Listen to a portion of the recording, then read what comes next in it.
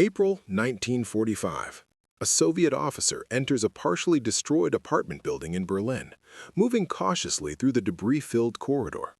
He reaches a closed door and pauses, listening. Silence. He tries the handle. Locked. He steps back to force entry. The door opens suddenly from within.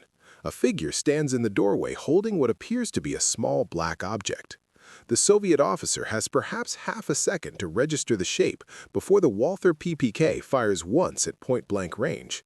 He drops instantly. The shooter closes the door, reloads the single expended cartridge, and waits for the next knock. German soldiers had been calling the Walther PPK Hitler's doorbell since 1943, not because Adolf Hitler carried one, though he did, but because the weapon had become the standard tool for answering unexpected visitors in occupied territory. Small enough to conceal completely, powerful enough to kill reliably at contact distance, the PPK transformed every closed door into a potential execution chamber. Soviet troops learned quickly. In Berlin, they stopped knocking. The problem facing German military and police forces in the 1920s was one of concealment and practicality. The Weimar Republic, operating under severe restrictions imposed by the Treaty of Versailles, maintained limited armed forces and a constrained police apparatus. What both organizations required were sidearms that could be carried discreetly, drawn quickly, and fired reliably in close-quarters encounters. Existing service pistols were unsuitable for these roles. The Luger P-08, though effective, was too large for concealed carry by plainclothes personnel. The Mauser C-96 was even larger and more conspicuous. Police detectives, railway officials, and government security personnel needed something smaller. The criminal police, or Kripo, specifically requested a pocket-sized automatic pistol that could be carried all day without discomfort, but still fire a cartridge substantial enough to stop a determined attacker. Existing pocket pistols chambered in .25 ACP or .32 ACP existed but were considered inadequate. The .25 ACP, in particular, was regarded as insufficiently powerful for police work. What was needed was the smallest possible pistol that could chamber the 7.65 mm Browning cartridge known as .32 ACP, or preferably the more powerful 9 mm Kurz known as .38 ACP. The weapon had to be reliable, safe to carry with a round chambered, and simple enough for personnel with minimal firearms training. The task fell to Waffenfabrik Walther, a firearms manufacturer in Zella Mielis, Thuringia. Karl Walther had been producing pistols since 1886, but the company's breakthrough came in 1929 with the Walther PP, or police pistol. The PP introduced several innovations, but its size was still marginal for true pocket carry. In 1931, Walther released a shortened variant designated the PPK for Polizei Pistole Kriminalmodell, or Detective Police Pistol. The PPK measured 155 mm in overall length, with a barrel length of 83 mm. Total weight unloaded was approximately 590 grams. It was chambered initially in 7.65 mm Browning, with a 9 mm Kurz variant introduced shortly after.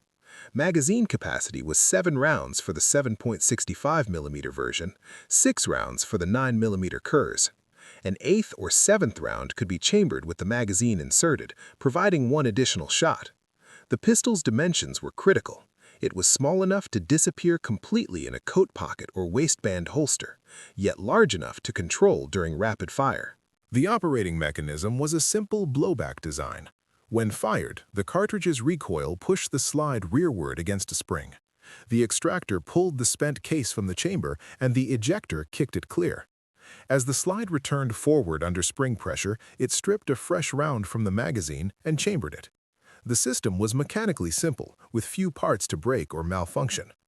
Muzzle velocity for the 7.65 mm cartridge was approximately 280 meters per second, delivering roughly 170 joules of energy. The 9 mm Kurz generated approximately 200 joules, a meaningful increase in terminal effect. Neither cartridge was particularly powerful by military standards, but both were adequate for close-range defensive use. The PPK's defining feature was its double-action trigger mechanism. Most automatic pistols of the era required the hammer to be manually cocked before the first shot.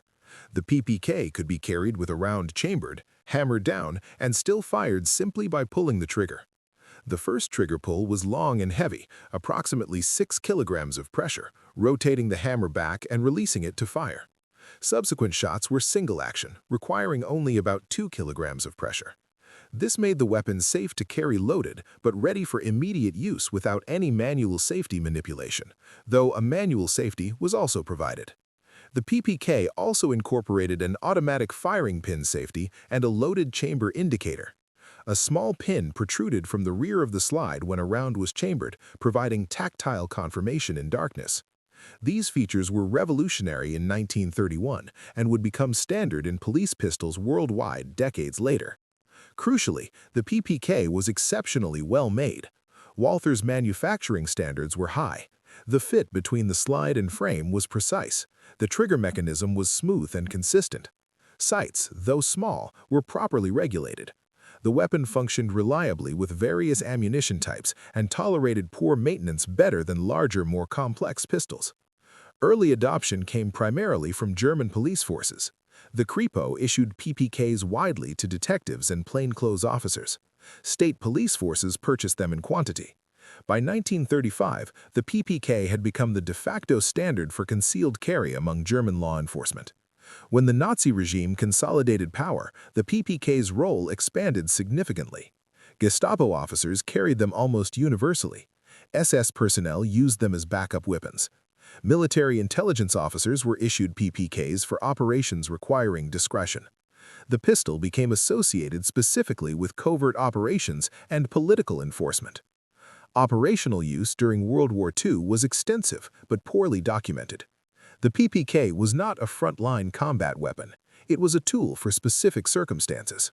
Rear area security personnel carried them. Officers in occupied territories kept them accessible.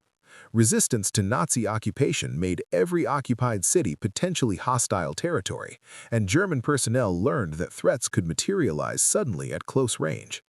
The PPK's small size made it ideal for this environment. It could be drawn from a pocket in under a second.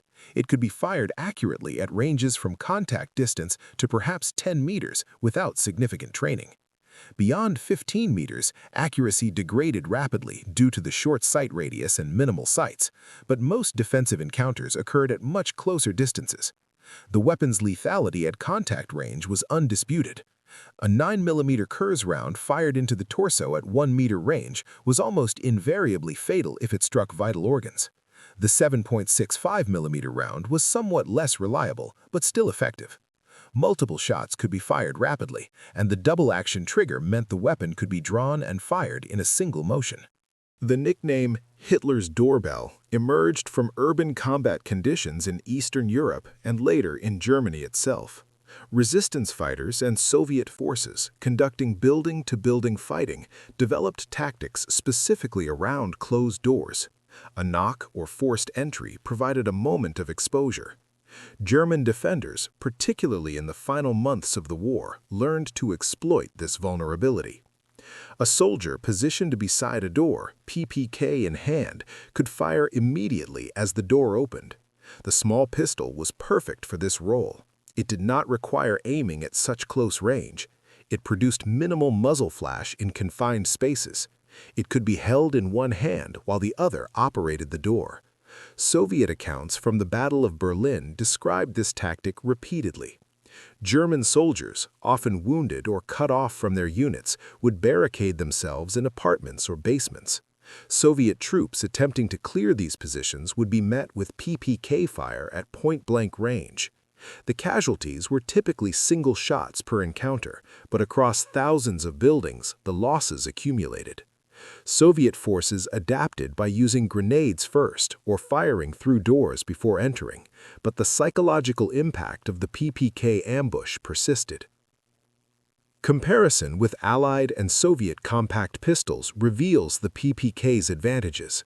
The American military issued the M1911A1, a large .45 caliber pistol entirely unsuitable for concealment. American intelligence services used various weapons, but no standard compact automatic existed. The British carried the Webley revolver or Enfield revolvers, both bulky. The Soviets used the Tokarev TT-33, a full-size military pistol. None of these weapons could be concealed effectively in civilian clothing.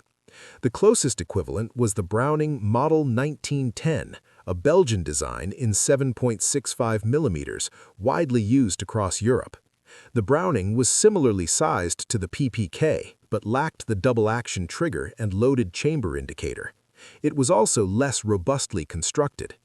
The Walther's German engineering provided superior durability and reliability. French police used the Model 1935A, but this was larger and heavier. The PPK occupied a unique position. It was the smallest practical automatic pistol chambered for a cartridge considered adequate for defensive use, and it was manufactured to a quality standard that ensured consistent function. Production numbers are difficult to establish precisely due to wartime record destruction, but estimates suggest over 1 million PPK and PP pistols were manufactured between 1931 and 1945. Walther's Zella Malis factory produced most units, but licensed production occurred at other facilities as demand increased. After 1945, PPK production continued under various manufacturers. The design was licensed to Mannerheim in France, then later to Walther's reconstituted facilities in West Germany. The pistol remained in production continuously and is manufactured to this day, a testament to the design's fundamental soundness. The PPK's association with Nazi Germany created a complicated historical legacy. Post-war, many were destroyed or deactivated. Others were retained by occupation forces or redistributed to new police organizations. The pistol's compact dimensions and reliability ensured continued demand despite its origins. Western intelligence services adopted it widely during the Cold War for the same reasons the Gestapo had favored it in the 1930s. It disappeared easily, it functioned reliably, and it killed efficiently at close range. There were limitations. The 7.65mm and 9mm Kurz cartridges, while adequate, were marginal by military standards. Penetration through heavy clothing or barriers was poor. The effective range was extremely limited.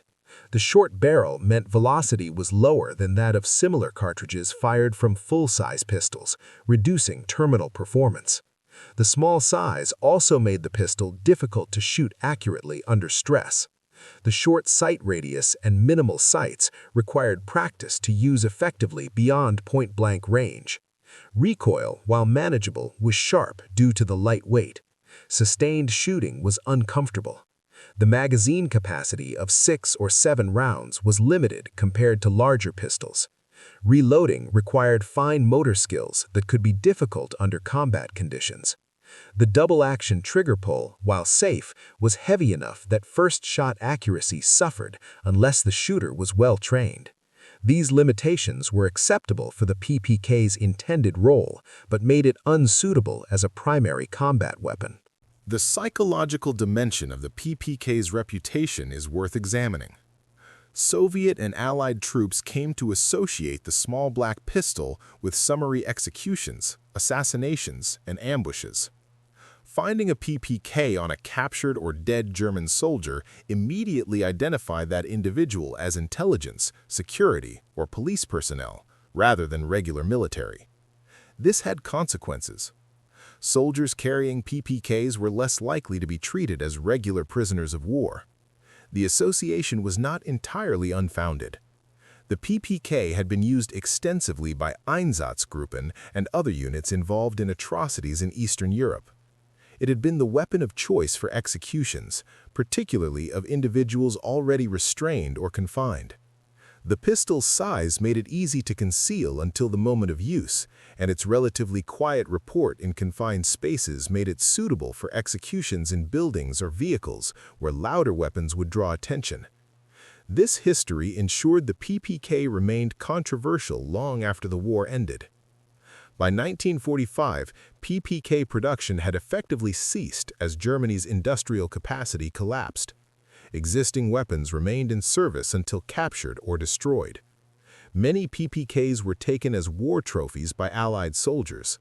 Others were retained by German police forces under occupation authority control. The design's reputation ensured it remained in demand despite its associations. When Walther resumed production in the 1950s, the PPK found immediate commercial success. It became popular among police forces, security services, and civilian concealed carry permit holders worldwide. The weapon that had been Hitler's doorbell became, in the decades that followed, simply an effective compact pistol with an uncomfortable history. Adolf Hitler died with a PPK in his hand in April 1945, a fact that became inseparable from the weapon's legacy. The pistol found in the bunker was chambered in 7.65 mm serial number 1 PPP. Whether this was the weapon used for his suicide remains disputed, but the association was permanent. The PPK had begun as a police detective's tool. It ended the war as the weapon most identified with the Nazi regime's final collapse. It survived that association and continued in production for another 80 years, unchanged in fundamental design. The doors it answered after 1945 were different, but the weapon remained the same.